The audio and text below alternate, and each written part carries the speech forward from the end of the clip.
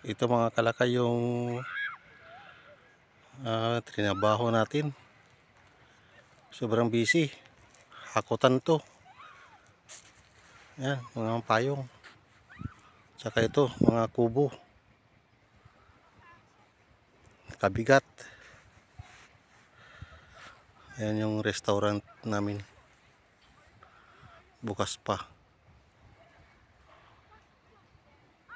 Yan, tapos magpatas ng buhangin. Sa Pilipinas kinakalaykay yung palay, dito naman buhangin.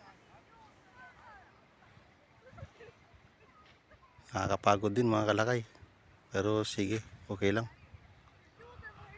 Ganoon talaga.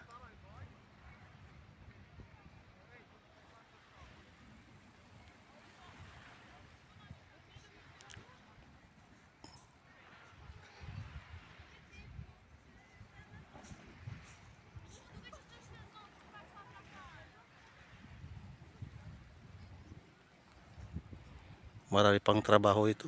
Araw-araw.